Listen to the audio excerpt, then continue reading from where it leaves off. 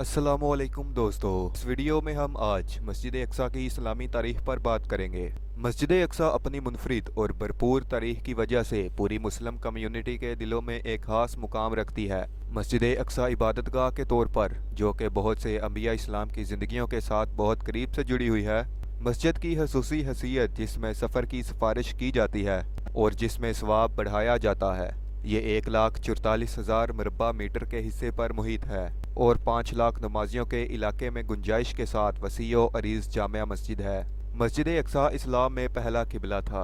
ये इस्लाम के अंबिया के लिए एक अहम इबादतगाह रही है। ये मक्का मुकरमा में मस्जिदुल हराम के 40 साल बाद तमीर की गई। उलमा के दरमियान इस बात पर इख्तलाफ है कि मस्जिद अक्सा किसने बनाई थी। बाज़ उलमा और मौरखीन ने इस बात पर जोर दिया कि मस्जिद अक्सा हज़रत आदम अलैहिस्सलाम ने बनाई और दूसरों का ख्याल है कि इसे हज़रत इब्राहीम अलैहिस्सलाम ने तामीर किया। इसे इस्लामी तारीख में कई बार दोबारा तमीर किया गया, तज़य्युन आराइश और तोसी दी गई। यह हज़रत इब्राहीम अलैहिस्सलाम के वक्त और उनके बेटे हज़रत इसहाक अलैहिस्सलाम और पोते हज़रत याकूब अलैहिस्सलाम के लिए एक मरूफ इबादतगाह थी। जब हज़रत याकूब अलैहिस्सलाम के बेटे हज़रत यूसुफ़ अलैहिस्सलाम मिस्र में इक़्तिदार के मनसब पर फाइज हुए तो उन्होंने अपने ख़ानदान से कहा कि वो उसमें शामिल हो जाएं और गुर्बत से छुटकारा हासिल करें जो फ़लस्तीन को घेरे हुए है।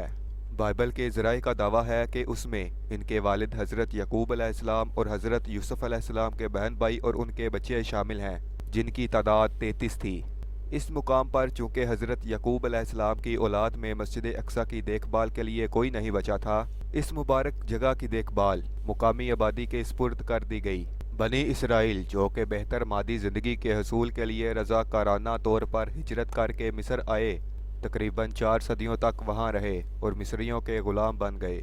ये ग़ुलामी सिर्फ़ इस वक्त ख़त्म हुई जब हज़रत मूसा अलैहिस्सलाम ने उन्हें फ़िरौन से अल्लाह के हुक्म से आज़ाद किया। ताहम इसराइलियों ने फ़लस्तीन वापस आने के अल्लाह के अहकामात को मुस्तरद कर दिया और उस तरह उन्हें 40 साल तक सीना के सहरा में रहने और भटकने का हुक्म दिया गया। ये उस वक्त ख़त्म हुआ जब एक नई नस्ल पैदा हुई जिसमें हज़रत दाऊद अलैहिस्सलाम शामिल थे, जो कि अपनी मोमिनीन की नस्ल को फ़लस्तीन की तरफ ले गए। हज़रत दाऊद अलैहिस्सलाम ने फ़लस्तीन के एक हिस्से में अपनी सल्तनत कायम की और यरूशलेम को कंट्रोल किया। उनके बेटे हज़रत सुलेमान अलैहिस्सलाम ने मुकामी आबादी की मदद से मस्जिद अक्सा को दोबारा तमीर किया और उसके साथ ही उन्होंने हुक्मरान का महल भी तमीर किया। हज़रत सुलेमान अलैहिस्सलाम की वफ़ात के बाद उनके बेटों ने उनकी बादशाहत को आपस में तकसीम कर दिया और हर एक का अपना दारुल हुकूमत था।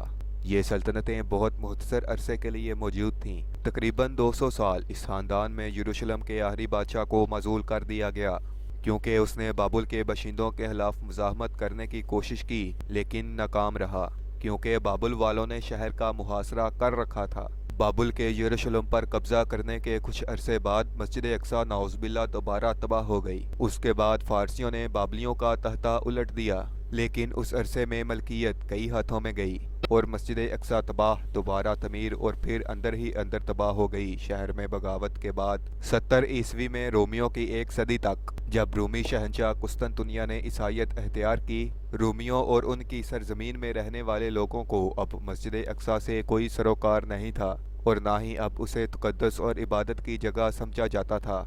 मस्जिद अक्सा के मुकाम के साथ असल में शहर के शहरियों के लिए कचरे को ठिकाने लगाने की जगह के तौर पर इस्तेमाल किया जा रहा था। इस तरह मस्जिद अक्सा अगले चंद सौ साल तक बाकी रही, यहाँ तक कि हज़रत मोहम्मद सल्लल्लाहु अलैहि वसल्लम ने इस मुबारक मुकाम की रूहानियत को दोबारा ज़िंदा किया और उनके अजीम साथी उमर बिन खत्ताब रज़ी अल्लाह ताला अन्हो ने शहर को आज़ाद कराया। तो ये थी दोस्तों आज की वीडियो। इस वीडियो को मैंने 3 हिस्सों में तकसीम किया है। बाकी 2 हिस्से देखने के लिए इस चैनल को सब्सक्राइब करें।